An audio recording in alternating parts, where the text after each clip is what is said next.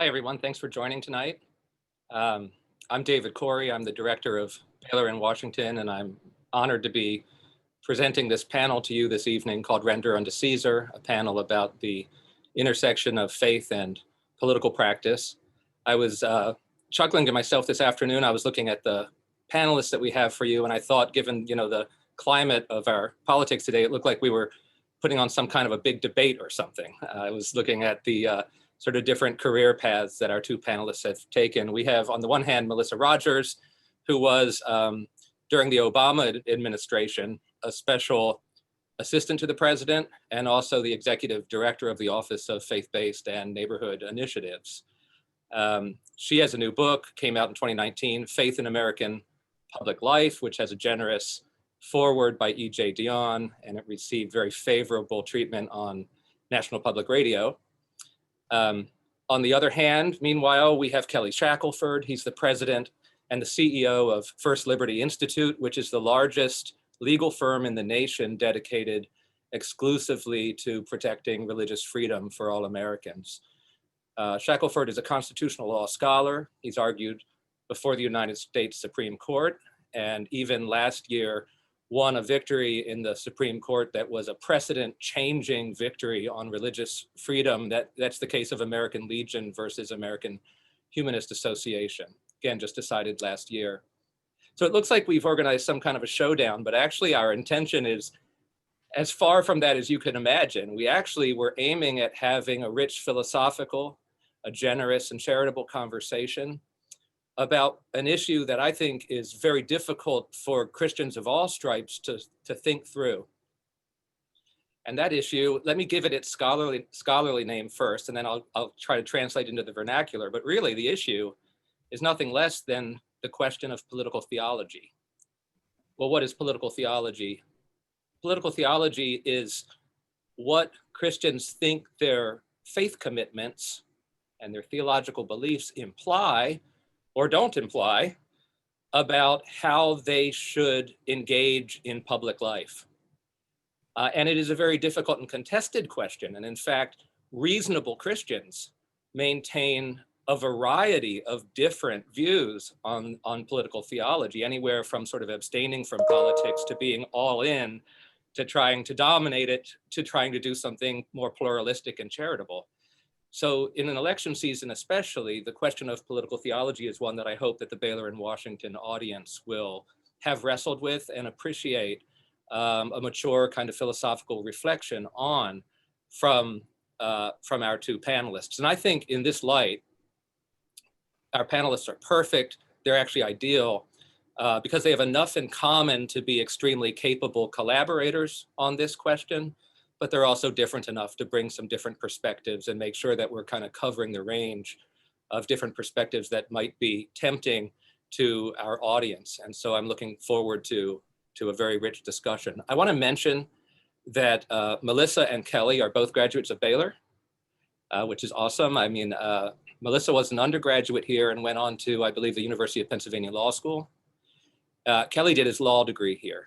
And so they're both Baylor grads. That's part of what they have in common. Both are leading religious liberty scholars, very widely respected in the United States, and both are intensively active in politics and in their religious lives. I want to introduce our moderator tonight. It's our friend, my Baylor colleague, Malcolm Foley. He's the special advisor to President Livingston for equity and campus engagement. He's a PhD student here at Baylor in the Department of Religion, writing a dissertation. He's in his 6th year working on the dissertation. And he holds an MDiv degree from Yale. I'm especially grateful to Malcolm for agreeing to lead this discussion and to keep it on track. Malcolm, thank you so much. Before I hand it over to you, Malcolm, let me just say a special thank you to 3 of our co-sponsors for this event. They include Baylor's Institute for Faith and Learning. Thank you, Darren Davis, for supporting us. Also, the Washington, D.C.-based Faith Angle Forum. Thank you, Josh Good, for supporting us. And finally, the Institute for Religion, Politics, and Culture at Washington College in Chestertown, Maryland. Thank you, Joseph Prudhomme. Hope everybody enjoys the panel, and I'm now going to hand it over to Malcolm. Thank you, Malcolm. Thank you all. Thank you, Dr. Corey. Well, in the interest of having a rich philosophical and generous discussion, that doesn't mean we're going to have a boring discussion. And so I look forward to what is to come. I'd like to actually start with just a very easy softball question. So you both went to Baylor. You both believe in the same God. You both presumably read the same Bible. How is it possible that people come to such different political positions with all that in common? If you were to just give an account of how that might happen, what account would you give?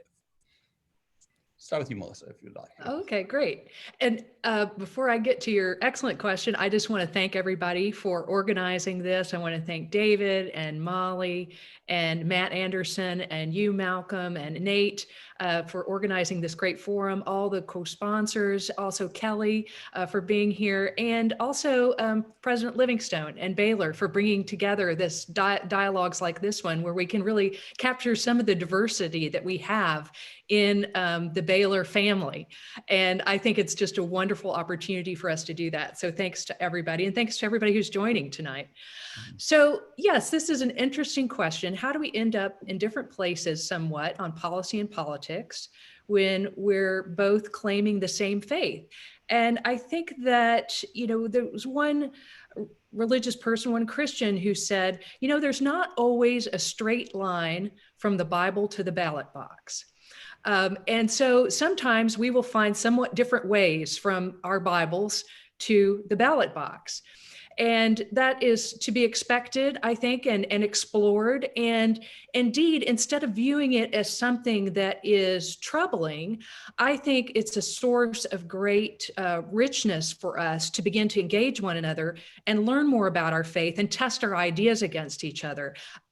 Some of my favorite experiences have been with people who have different policy views or different political views, and yet we share a faith. And by discussing ideas with them, I really learn a lot. And sometimes I shift a little bit, or sometimes I just become more convicted of what I thought in the first place. I also wanted to refer to a great quote from our fellow Baptist, Barbara Jordan, former leader in the House of Representatives. And I was just looking up this quote this afternoon when she said, she had some good words for all of us. She said, "You would do well to pursue your causes with vigor while remembering that you are a servant of God, not a spokesperson for God, and remembering that God might well choose to bless an opposing point of view for reasons that have not been revealed to you." So I took that quote as a sort of suggestion of the humility that we should approach our faith with when we try to do that difficult thing that David was describing, apply our faith to public life and do so in a way that honors our faith tradition. So that's just a scratching of the surface, but those are a few thoughts to get us started. Thank you, Melissa. Kelly, your thoughts. Yeah, and let me start out as well, like Melissa did, just thanking Baylor for doing this. I love these kinds of discussions. And Melissa and I go way back. We've been on panels a long time ago. We're not going to talk about how long ago that is, but we've both been in the arena for a long time. And, one of the great things is we've been involved in religious freedom. And at times we've been on the opposite side of a case at the Supreme Court, of briefs we're filing, et cetera. But the thing that I think that is in common is we both have the same goal. We want there to be the most religious freedom possible for people in this country. We just think we get there with different ways. And so we're together, at least in our goal. And I think that's that way ultimately in politics. I think people mostly are trying to get what is good. I think there are some exceptions to that. There are some systems of government that I think are very destructive and that actually would be harmful to people. But I think, again, for the most part, that's true. I would want to separate one thing, Malcolm, and that is sort of the words we use, because I know we'll be talking about some of these. Mm-hmm. I think most people, when they see the word politics, they're thinking about an election, sort of the choosing of who is running that government entity or those elected representatives. And that's how I'll use it tonight, because I think that is different from sort of public policy or issues like law. I mean, obviously, I don't even know Melissa's politics, and I bet she might, and we might can guess, but we really don't know. But we do know some of each other's public policy positions, where we're advocating for laws that we think would be better for people, that would provide more freedom. And we might have differing opinions on, again, some of those things. But I see that very differently from politics. I think politics is really complicated. The quick answer to how you come to different conclusions, I think, first starts from your frame of reference. There are a lot of people who are Christians, but they're very different in their beliefs, maybe very different in how they take the Bible, how they apply the Bible. Do they think do they have an inerrancy position? Do they take things more, literally or directly? And those lead to different conclusions. It's sort of that worldview that you see the world from, and everybody comes from some theological worldview, even if they're atheists, and they see the world through that, and that affects how they see things. But I think ultimately, when it comes to politics of choosing of the leaders, there's really two big things going on in the decision. One is picking someone who would effectuate the policy results that you are looking for. Secondly, and I think this is secondarily, but you'd love to have both, is the type of person. Do I like the person? And so those are usually the two things people are looking for. Is this a person of character? Is this a role model? Is this somebody, that won in office? But I think more than that, ultimately, they want that character because they want to know, are they going to follow through on what they said? And ultimately, it is, I'm putting somebody to do a job. And do I think they're going to effectuate the policy results, the laws, the different results that I'm looking for in somebody to sort of stand there on my behalf as my servant? Well, thank you, Kelly. And actually, that brings up a good kind of discussion, because whenever we have this discussion, particularly as Dr. Corey was talking about political theology, it's important that we understand the terms that we're using. And so when we're referring to something as it often in just kind of general discourse, the word, when people hear political, they hear partisan, and that can throw people off. And so when you hear this question, it might require kind of a shift. The question is this: was Jesus political? And in answering that question, that's going to require, I think, giving an account of what it means to be political in the first place. For us to say whether or not Jesus was, we've got to talk about what it means to quote unquote be political. So would either of you feel comfortable answering that question? Was Jesus political? Yes or no? Well, I don't know. I know for myself, I want to say that I am a lawyer, not a minister. So I will speak as a lay Baptist here, only for myself. But one of the things that I think of when I think of a small p political, which we were talking about, is the concept of justice. And I think Jesus was a proponent of justice, in my view. And I actually was reminding myself this afternoon, looking at a book David Gushee wrote that talked about their 4 words for justice that appear in the Bible. He says more than 1,000 times, 4 different words for justice. And I thought about, Jesus's inaugural sermon in Luke, when he says things like, I've come to bring good news to the poor, freedom for prisoners, sight for the blind, to set the oppressed free. These are concepts of justice that Jesus talked a lot about and was very passionate about. So I think in that sense, I guess I would say Jesus was political, is political, and seeks to move in the world in such a way that people are freed from bondage of different types and oppression of different types. So that would be a short answer to the question. I also thought about, sometimes there's this debate about, well, should Christians even have anything to do with policy debates? sometimes you'll hear that. Maybe some will advance the idea that Christians really don't have any business being involved in politics. And what Jesus was talking about was only otherworldly, beyond this world, justice. But I think it's both things as far as I'm concerned. And a story that actually a thought experiment by a friend of mine that some of you may know, Lisa Sharon Harper, talked about. She was talking about imagining as a Christian going back to the time when there was the horrible and evil institution of slavery in the United States that enslaved many people in our country. And she was imagining that she might go back in time and meet some of her ancestors who were enslaved, and thinking about the conversation that they might have. And she was saying, on the one hand, I would want to tell them that God loves you and that Jesus loves you. And I want to make sure that you know that, you have that message. She also said, I've got to say something else too. I can't leave it there. I have to then work for my ancestors' freedom. I have to work for justice for them. And it has to be both of those things. Now, that's a dramatic example, but I think it shows how these things go hand in hand. A proclamation of faith that is rooted in, a world beyond this world, but also has real implications for the living of our days here on this earth and for bringing about justice. Now, there are other concepts as well, but I just thought that concept of justice is a very good place to start when we're talking about Jesus and what his message is for all of us as Christians. Thank you. Thank you, Melissa. Kelly, your thoughts?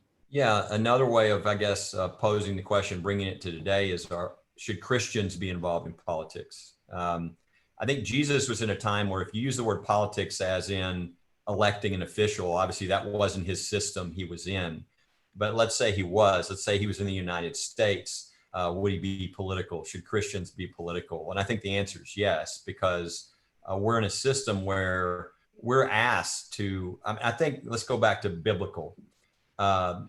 Really the job of Christians and even the job of a pastor is to equip the saints to represent Christ in every area of society. Yes, that includes in the voting booth, right? Going in the voting booth and representing Christ in the voting booth, representing the biblical values that bless everyone. And if you think of some of the greatest movements in the United States, they came out of the church, the anti-slavery movement out of Lane Seminary, and those pastors who were trained and they ended up going into Congress and being representatives. You think of the child labor laws, the women's suffrage movement, the civil rights movement. The church is the conscience of our nation. And so, yes, Christians should be involved in politics. I think it's a stewardship responsibility. We didn't earn the freedoms and the blessings that we have in this country. We were really given this by God and by our forefathers who paid the price for these freedoms with their blood, and oftentimes. I think we have a stewardship responsibility in light of what we were given to steward that well, to be thankful that, many of our brothers and sisters, it's illegal for them to get together and pray around the world, but we don't have that in the United States. And so if we don't get involved in politics, if we don't sort of walk into the area where God is giving us a chance to stand for Christ and biblical values, other people that don't have that values will walk in our space.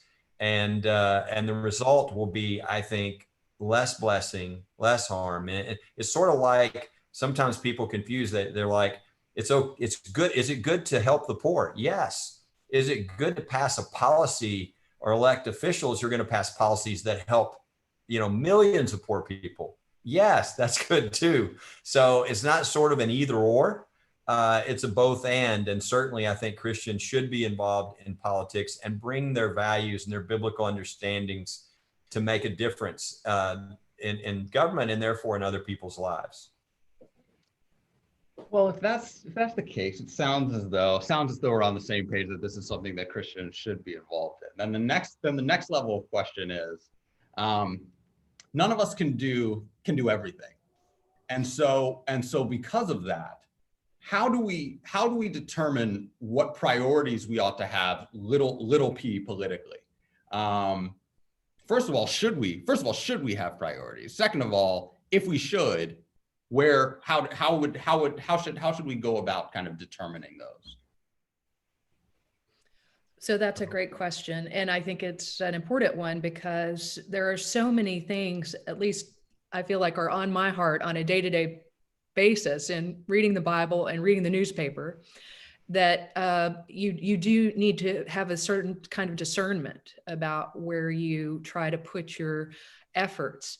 And, part of that is reading the Bible. Part of it is praying for discernment. Part of that is talking to other colleagues, including Christians, about what your training is and what your gifts might be and how you can best make use of those gifts. And so that's all something that I think is very helpful to do. I think in doing so, another thing that's helpful to do is to break out of our bubbles. We talk about the Baylor bubble when we were at Baylor, but we all have our bubbles. And in fact, one of the problems that we're facing in today's society is the increasing polarization, so that we have increasingly people living with and working with and maybe even worshiping only with people who see the world the same way they do. And so I think that one of the things we need to constantly do is, just even within the Christian community, with the diversity that's a Christian community, are we engaged with people of other racial backgrounds in the Christian community, real friendships and good conversations? Are we engaged with people of different ethnicities that are in the Christian community, and really listening to how they perceive the world? Because there are real insights, I can say, that I have received from being on the listening end of those conversations. Also, are we listening to Christians outside of the United States? Are we in dialogue with Christians outside of the United States, telling us what they see about what's going on in our country and Christianity as they perceive it, as it's practiced in the United States?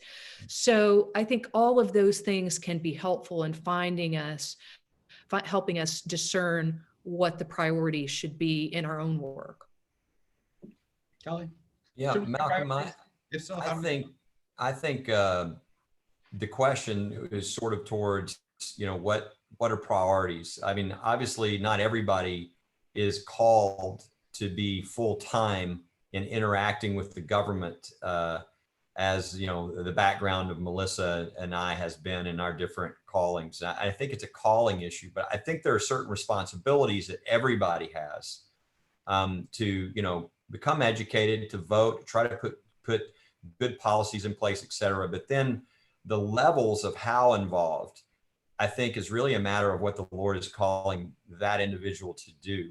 An example that came to my mind immediately was one of our cases, one of our more recent cases we have right now, which is a woman by the name of Gail Blair, who slowly went blind. And as she was going blind, the thing that really hit her in the heart was, the most important thing to me is that people know about Jesus. So as she went blind, she realized, I'm in an apartment, I'm across the street from the park. I really think God has as my mission to go with my little walking stick, make my way across the street, get into the park every day, carry some copies of the Gospel of John, and sit down. And if people sit next to me, I can say, would you like a copy of the Gospel of John? And that's what she feels like God has called her to do. And believe it or not, the city has now banned her from the park and the library for 2 years because she shared a copy of the Gospel of John.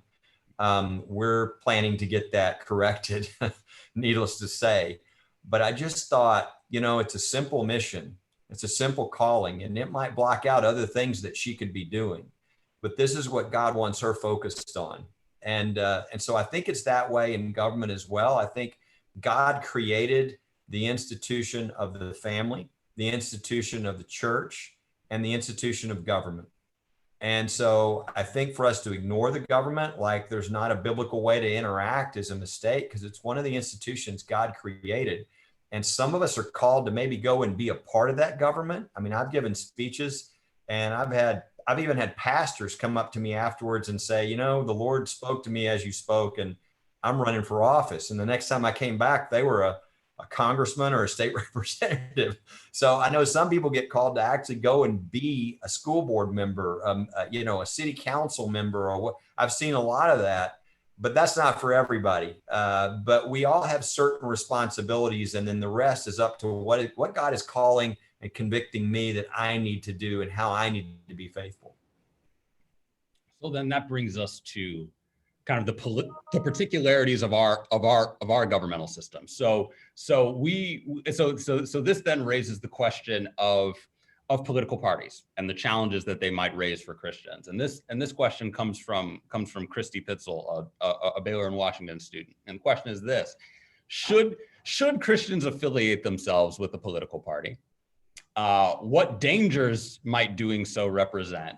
And secondly, how does a Christian who does identify with a particular party reconcile something that their party does that they feel goes against their values as a Christian? So it's kind of two parts. Should they affiliate?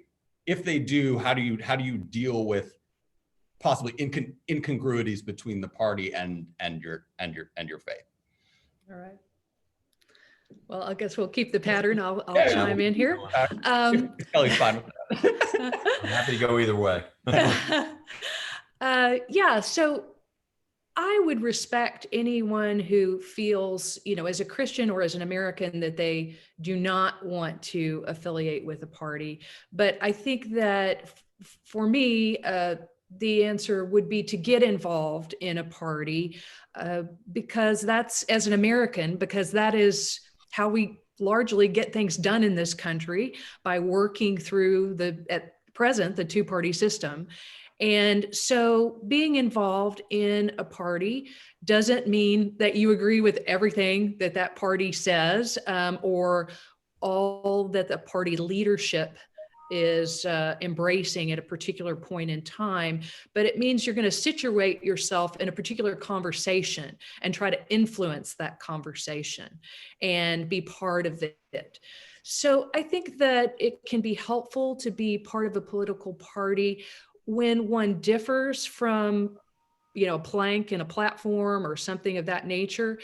Then, I certainly don't hesitate to say so and try to have, steer a conversation in a somewhat better way, a better way that you think it should go.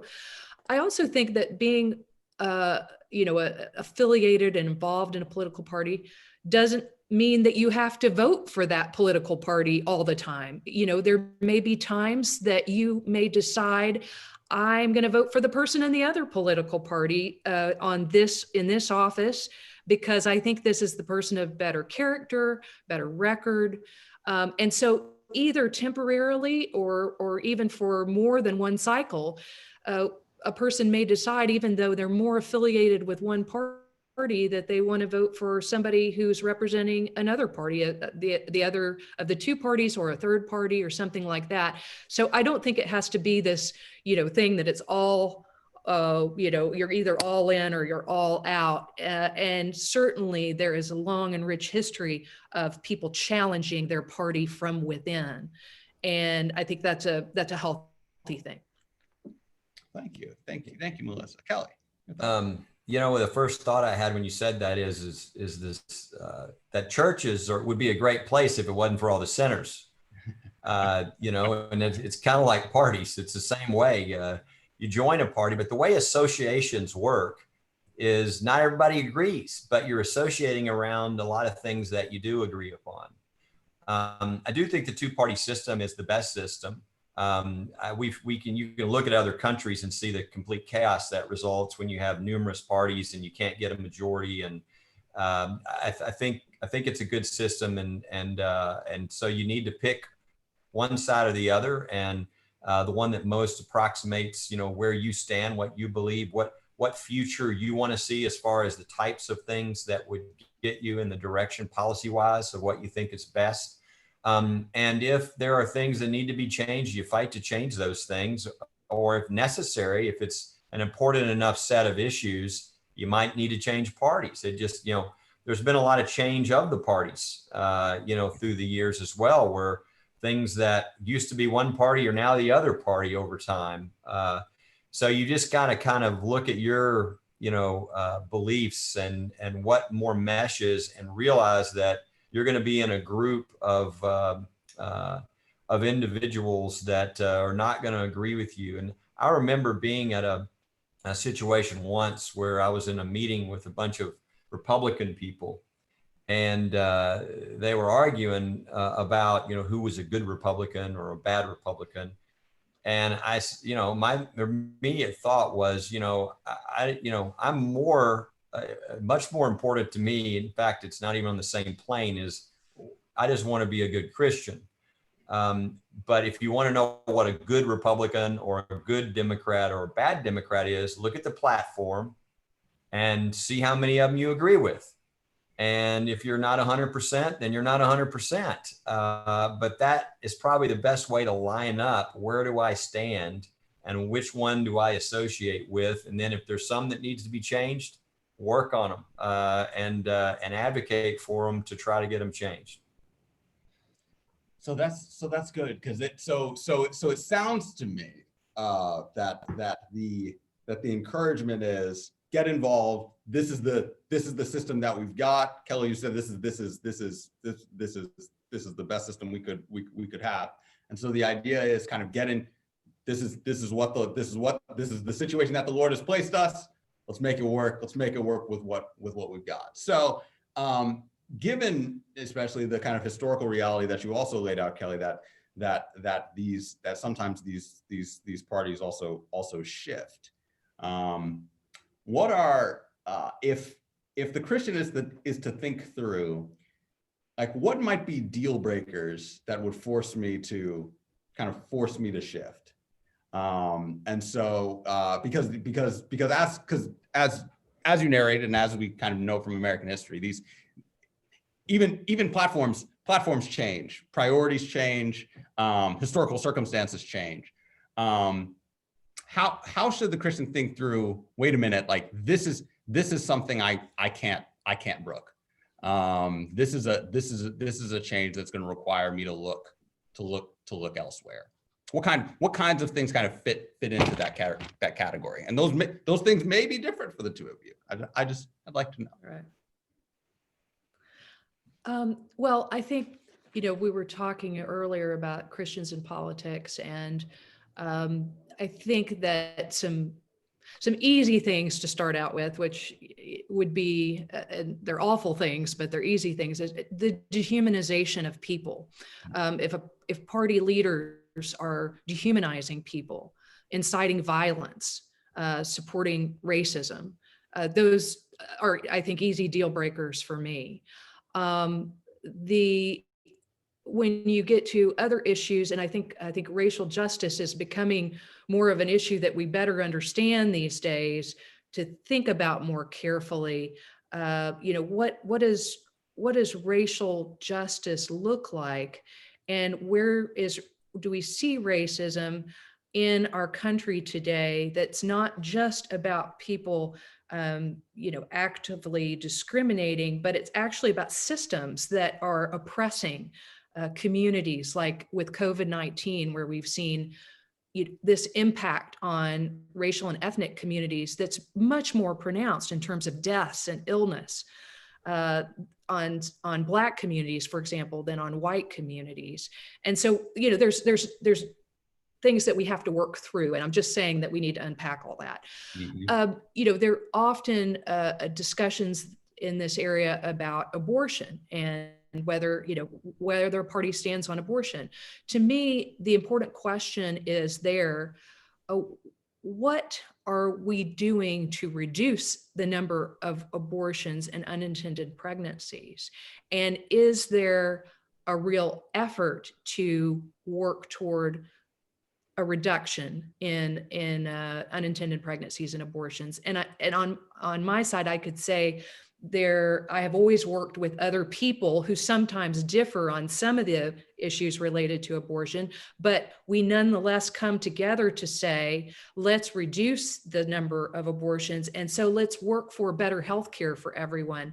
Let's work for, access to contraception coverage for everyone that can help reduce these things. So that can be an area of common ground, even across ideological and maybe even partisan perspectives on an important issue like abortion. And as I say that, I also want to push toward the fact that some people I think will improperly say, well, when you're talking about life issues, you're talking about abortion. Well, that's certainly true, but also, what about the issue of separating children from their parents at our southwest border that our government was doing in our name? That to me is also a life issue, and there are other life issues. So I think that we have to come at these issues with some awareness that there can be different ways of approaching them with a Christian ethic. Kelly? I think ultimately it's, you try to change the things that are wrong within the party you're in, but there are some things that you just, the Holy Spirit would convict you can't be a part of.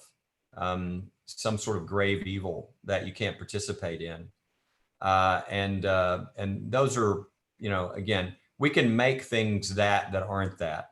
And so I don't want to do that. We can always, I can take any political issue and try to make it sound really extreme on one side or the other. As an attorney, I'm trained to do that, and I can do that. And people do it all the time, and they get emotional. But there are some issues that are clearly that way. As Melissa mentioned, abortion is one of those issues. There are a lot of Americans, a majority of Americans who, and it's growing, especially with the younger generation, who are very strong proponents of the sanctity of life and think that abortion is wrong, is morally wrong. And many people of faith think it's something very damaging to the country, even in a spiritual way, because there's lots of scriptures about innocent blood crying from the ground. And so there are people who, I think if this ever was solved for our country, I think there'd be a dramatic shift in changing in the parties, because I think this is a really big issue to a large number of people. I think it's why we see a lot of the focus on justices and judges like Amy Coney Barrett. It sort of colors a lot of different things because it's such a major issue. And certainly, at least for one side, it's one of those things that they feel like is one of these grave issues that they can't participate in on the wrong side because they're participating in something that would stain them in a way that they feel like would be very, very serious. So there are issues like that. I don't think there are that many. One of the issues I'm really concerned about now is court packing. This idea of sort of not liking how the court is going. And so we're going to add the number of justices to the court so that it'll start going my way. I see that as if you start that, you don't stop. The next party comes in, they add 3 or 4 justices, the next, and the court is gone. And it's really a decision to destroy our Supreme Court. I see that really serious, but I don't see it on the same sort of, I would argue that within versus one of these grave moral issues that would actually maybe keep me from being a part of something that otherwise I would be a part of. Malcolm, do you mind if I follow up on that? I think this is on, not to take on court packing per se, but I think to help people understand, to the extent they haven't followed the judicial nominations issue perhaps as closely as Kelly and I do, but there's a feeling when President Obama made a nomination to the court that the Senate did not hear or process in any way, with the leader McConnell saying that it was an election year so that the nomination wouldn't be acted on. And yet there's action on Amy Coney Barrett's nomination very close to an election. I think people are very sensitive. A lot of people are very sensitive to that and sense of feeling that there hasn't been fair play. And so that leads to a lot of discussion and disgruntlement that we now confront. The other thing is just to talk about the life issues. One for me, I know as well, is the future of the planet and whether our children and grandchildren will have clean water and clean air to breathe and a habitable planet. So, those are issues that, you have to dialogue with people and candidates to find out where they're going to come out on those issues. I'm not saying it's a, an on or off switch on that, but I do think that those issues, when we see some of the, the weather, some of the effects that are happening to our planet right now, at a dangerously warming planet, we do have to ask ourselves, are we being good stewards of God's creation? And will that allow our children and grandchildren to have life abundantly in the future? So that's just to sketch out a little bit of a broader conversation that we can have on these issues. Well, that's good. I mean, that it gives us both of your responses kind of give us a framing of kind of the range of things that Christians ought to be concerned with. And so with that, I'd actually like to pivot a little bit to some of the questions that we've got from our viewers. One is this. How do you explain the separation of church and state? It's something that's thrown around a lot. I feel like some may mean particular things when they say it, that may not kind of be in line with the way that it actually functions. As two people with the background that you have, how would you explain that to someone? Well, Kelly, I hate to keep going first. Do you want to go first? Or Yeah, go ahead, Kelly. I'm happy to. So, one of the first problems with separation of church and state is people think that term is in the Constitution, which of course it is not. It was in a letter, over a decade after the Constitution by somebody who wasn't at the convention. But it's an interesting concept, and it's a concept that really is a biblical concept when you apply it correctly. God made the institution of the church. God created the institution of government. He had different ideas for the purpose of both of those. And to have one do the job of the other would be really a violation of what he created. The problem often is usually the terminology is often used. It's talking about the separations of the institutions of the church and the state. And it's often used to say a separation of religion from government, which the founders would look at you and think, well, that's not what we ever would be talking about doing. I mean, and so people say, well, don't bring your religion to your God. Well, people's values, their beliefs, they come from their faith. We don't exclude people of faith from serving or having their values come into play. And that's where there's a lot of mix up. So the way, and I know Melissa will have a different approach on this, because this is one of the areas where we would really disagree. And the court decision that was mentioned earlier at the Supreme Court that we won, I'm guessing that I'm pretty sure she's on the other side and doesn't like that victory we got at the Supreme Court in the Bladensburg Cross case. But in my opinion, what's happened is we've had in the past an attempt to take a sort of a fundamentalist separation of church and state position, a real rigid position that anywhere government is, religion cannot be. And of course, government is everywhere now. I mean, it used to be very small, but now it's everywhere. And so what that would mean is essentially religious freedom is pushed to the corners of society. So I think using that concept, what I see it used at a lot is as some sort of weapon by people who want to push religion into the corners, instead of a proper looking at that, which would say, what is there really a separation issue between the institution of the church and the institution of the state? Is the church trying to take over the government? Is the government trying to tell a church how to be a church? That's where those issues, I think, would be more valid. No, thank you, Kelly. Great, Melissa. Yeah, there's some shared, there's commonality between us on this and some difference. I think that sometimes whenever I hear people say separation of church and state, I usually ask them, what do you mean by that? Because sometimes we can end up fighting over things we're not actually disagreeing about. Can religious people bring their values into the public square? Yes. Can religious people engage government? Yes. In fact, Justice Brennan was one on the court who is often viewed as being over to the left, who wrote an opinion saying religious people have the same rights as others to engage their governmental leaders and to, express their ideas about faith and public policy. And indeed, when I worked at the White House, it won't surprise you to know that I spent a lot of time engaging with religious people as a government official, and religious people of all different kinds of faiths, and also those of no faith, because everybody stands with equal dignity and respect, no matter their faith or beliefs, before government. That's an essential principle that I think we have to defend as part of religious freedom and church-state separation. So what does church-state separation mean? I think it does mean that certainly the institutions of religious institutions and government have some meaningful independence from one another, so that they can serve, as Martin Luther King Jr. said, as not the servant or the master of the state, but rather the conscience of the state. There has to be some independence there, not an encroachment of government on religion or religion over government, in order for that independence to be there. And on the Bladensburg Cross case, I think my concern wasn't necessarily about that case. It was about whether in the future we were going to have a kind of blank check for government to say, erect crosses on public property, for example, and say that this is a monument to those who died in the Afghanistan and Iraq wars.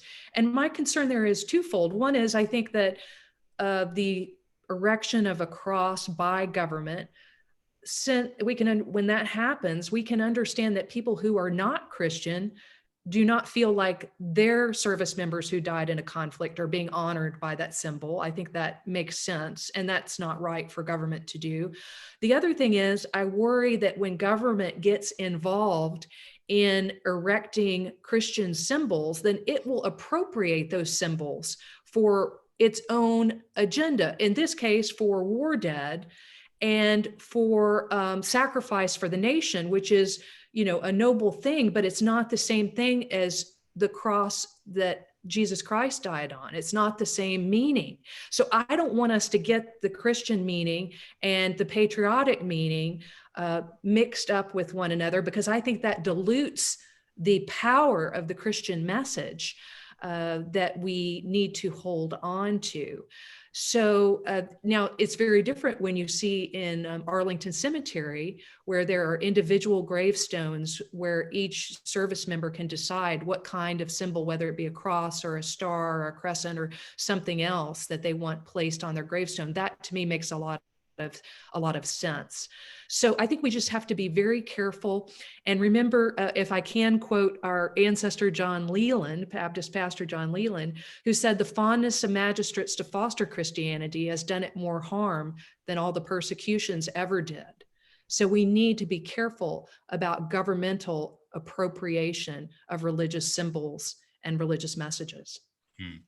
And Malcolm, if it helps, because we've been talking about a case and I just realized they might not know what we're talking about. Oh, that's right. Thank you, Kelly. The case is right outside of DC. It's a memorial that was put up almost 100 years ago by both mothers who lost their sons in World War I in this county, Prince George's County, and the American Legion. And it was what they put up back then in World War I. In fact, it's kind of the symbol that was used around the world, was a cross to reflect sacrifice.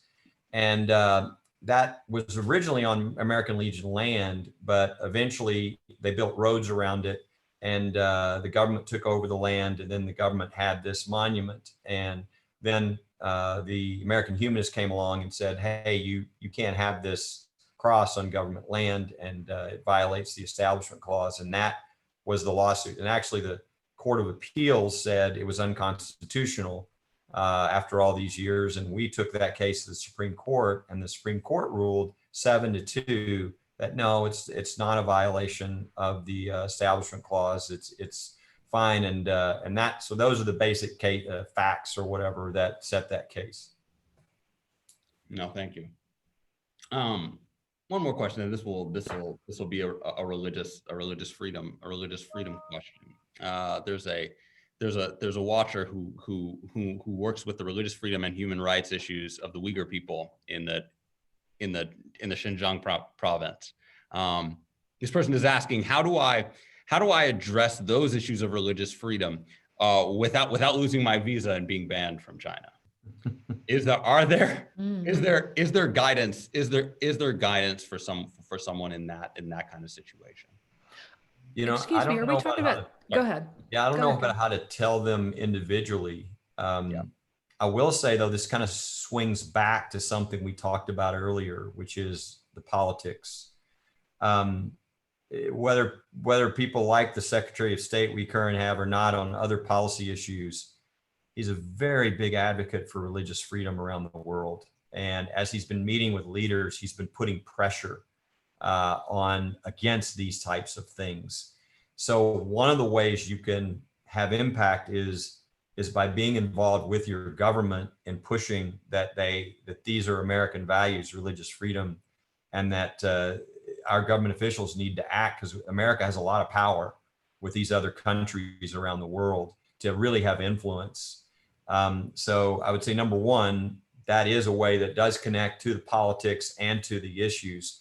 Individually, again, it's somewhat calling. I mean, one of the people we represented, there was a human rights activist in China who we had to get out through visas and et cetera for his life, because he had stood with, although he wasn't a very religious person, but he was standing with the church that was being persecuted in China, and was able to get out. And there were people there who really risked their lives. And everybody is going to have to make a decision about what God's calling them to do and how far they're supposed to go, and whether they're going to play it a little at a time, or whether they have to do something that might get them kicked out, or in other types of activities. And that's going to be a call for each person. But there are different avenues to address these things. There's what you can do. There's money you can send to people who are doing things. And there's your elected officials who do have influence on religious freedom in other countries as well. Yeah, I would just add that two things. One is this is religious freedom abroad, where we're often talking about matters of life and death for people, is a tragedy, of course. The opportunity that presents for us as Americans is that while we may differ on some church state issues at home, we can find a lot of agreement on things like the detention of Uyghurs in China. The other thing I would say is that it's so important for us to educate one another about these issues. For example, in your own church, trying to help people understand what's happened in China with the detention of Uyghur Muslims and why we should care. We should care because we want to protect the God-given religious liberty rights of everyone. And we want everyone to be free from such horrific government coercion, of course, and for much less coercion than that. But certainly this is a very, very clear-cut case. And we think about how as Baptists, we were a despised minority in many places during the founding era of this country. And we should never forget that. We should always have in our hearts a mission to stand up for those who are being oppressed, because we were once oppressed, and who will stand up for us if that is our plight again in the future. And it's also true that while Christians are, numerous in the United States, there are Christians around the world who live in other countries that may have, for example, Muslim majority country. And how would we want our Muslim neighbors or that government to treat the minority faith in that country, which in that case might be Christian? So we need to remember that as we regard religious minorities in our own country, how are we treating them with full and equal respect? So thinking about these things, I think, just does a world of good for us in trying to stay true to our principles. Melissa makes a really good point, Malcolm, which is this idea of not just majority religions, but the minority religions which don't have power. We represent a lot of synagogues all across the U.S. We have lawsuits right now in Los Angeles and New York City and actually Houston, where they're being really persecuted in ridiculous ways. And one of the things, it's one of these really sticks in my mind. The rabbi went to the people at his synagogue, and they said, and he came back and told us this, and he said, "Why do you want the Christians, these Gentiles, to represent you?" And I love that question because to me, that says we're doing exactly what Christ would want us to do. why are these people helping us? What's in it for them? Hmm. And it's not because of what's in it for them. It's because it's right. It ends up being a blessing to everybody because everybody gets religious freedom. And if you're not willing to stand with the smallest minorities, then that's where the freedom will be taken away. And once that precedent is set, it will be applied to you in the future. So we've got to remember that in the United States, in addition to what we see around the world. Well, thank you, Kelly. So I want to. I've got three final questions. One for fast. One for Melissa. One for Kelly, and then one to wrap it up. All right. So Melissa, this question you talked about issues of justice. When it comes to politics, and this comes from a watcher. Should we not be clear about what is justice and what is charity, and not conflating the two when it comes to politics? How do you understand the difference between justice and charity? How might that affect political action? Right. Well, I think charity and justice are both important. Just to take an example, I work at a food pantry with a group of churches, and I feel strongly about that work. That is maybe called by some as charitable work. It's a ministry, of course, also. And when I'm working in that food pantry, I can see the families coming through and how they're struggling. And I can see, for example, the need for greater SNAP benefits, we call, supplemental nutrition assistance program, I believe. And so I think they inform one another. We're working together to serve people who have dire and desperate needs that are right in front of us. And at the same time, it's making me think about what kind of policy change do we need to take care of these people better, and not just limited to SNAP, but what do we need to do for people so that they're not in a position of working 2 and 3 jobs and still having to go to a food pantry to provide food for their children? That's not right. That's not justice. So how do we change the system? So I think it's recognizing that there's an appropriate place for charitable works and works of ministry, and also thinking about these issues from a justice perspective.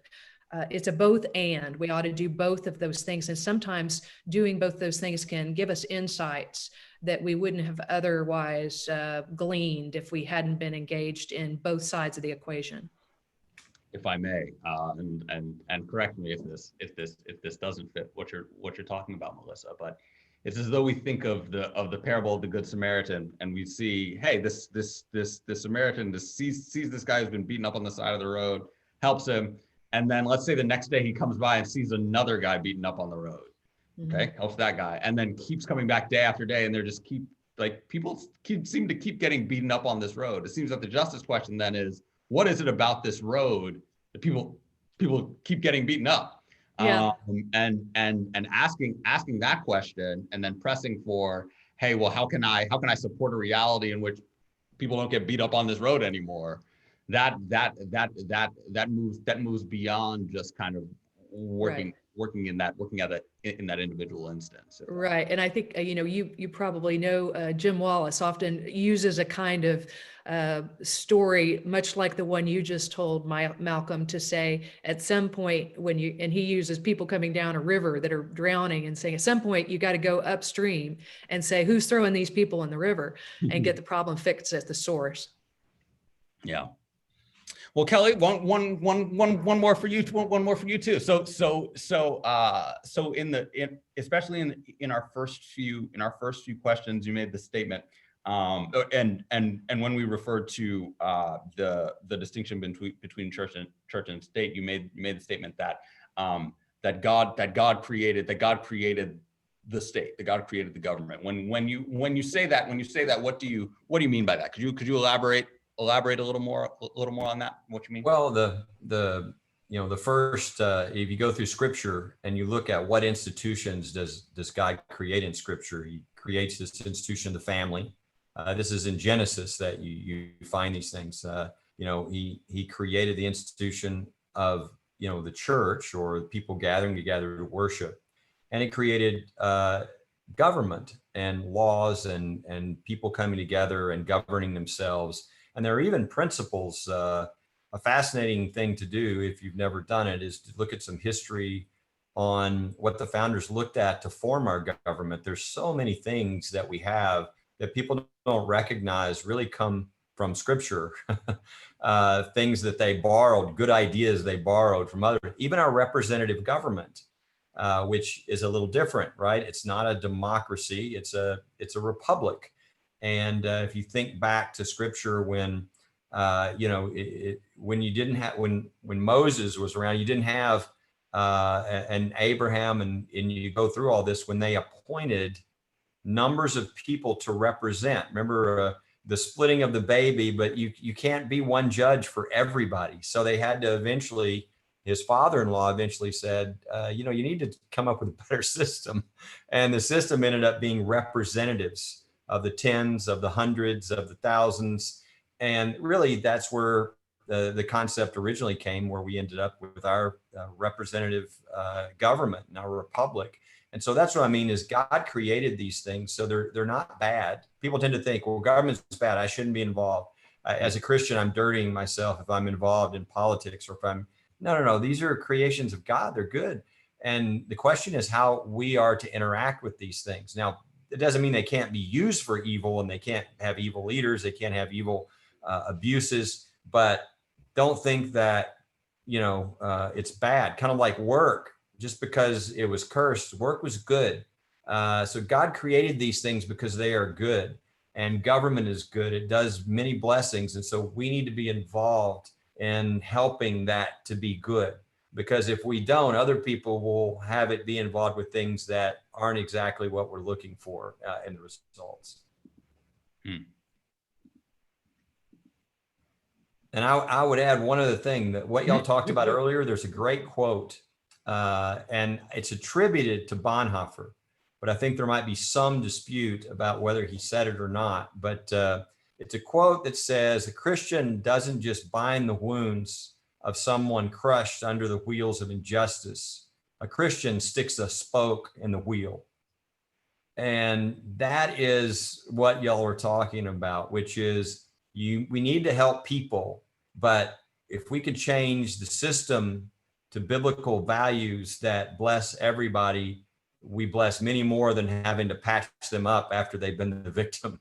And so that goes back to way back, but Bonhoeffer that's one of the quotes I never forget, because it's a very powerful image.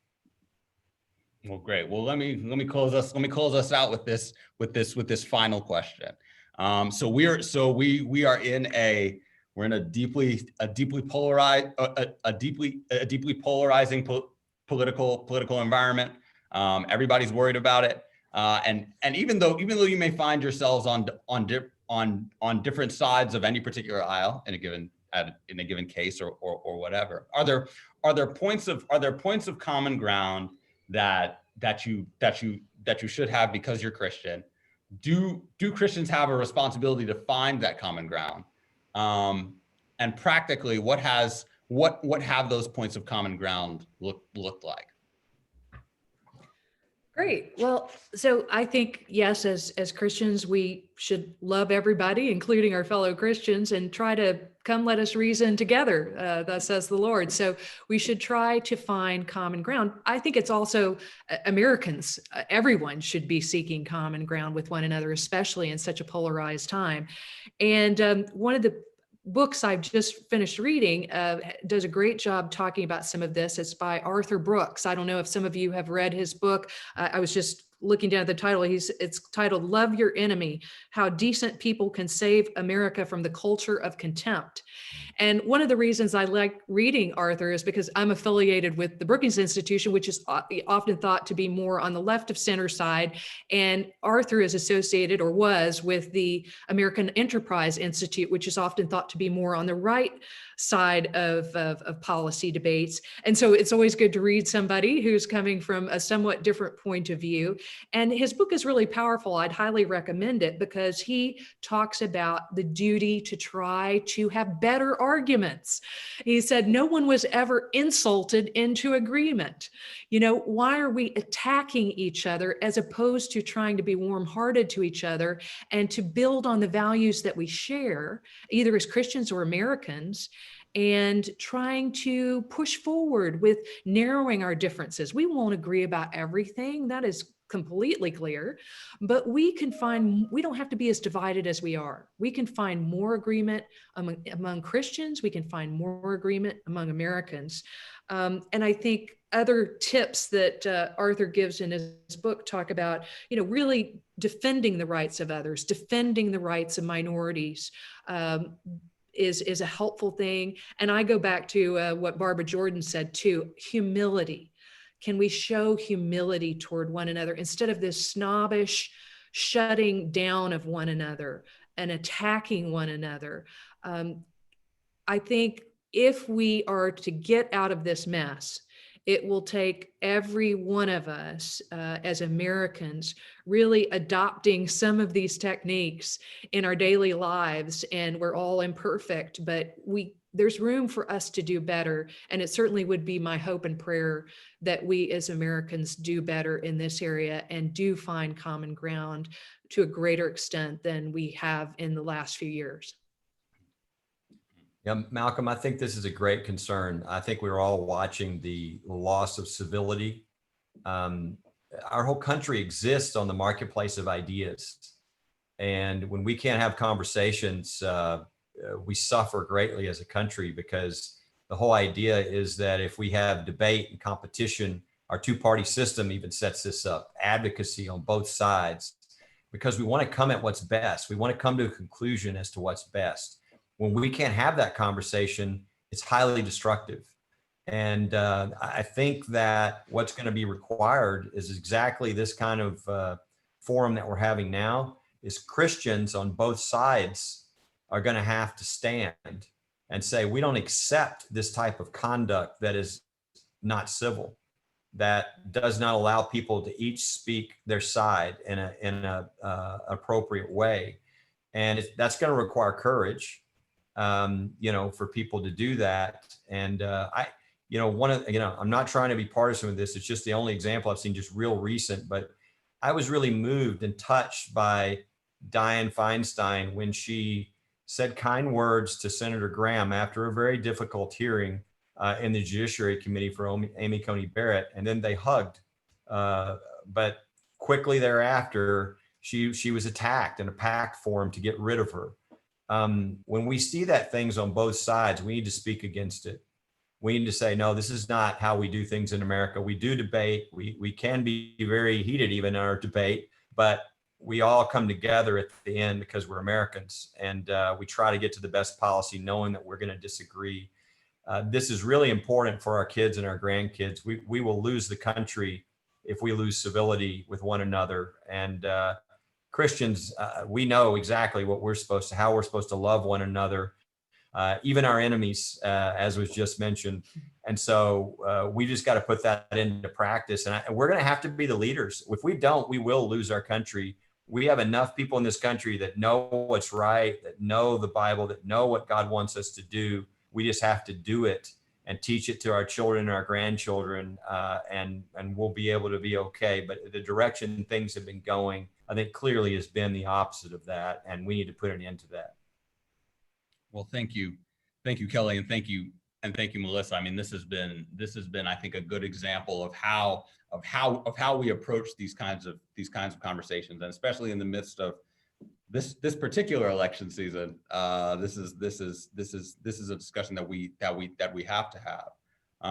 And as I close, I'd like to kind of leave us all with this, that, as many have already voted, but there's still voting to come. When we do so, and I think this is core to particularly us as Christians.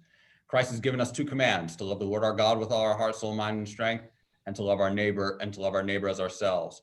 No sphere of our existence is outside of those commands. And so when we exert the political power that we have, we can't just be thinking about ourselves and our own interests. Paul also says to set others' interests above our own.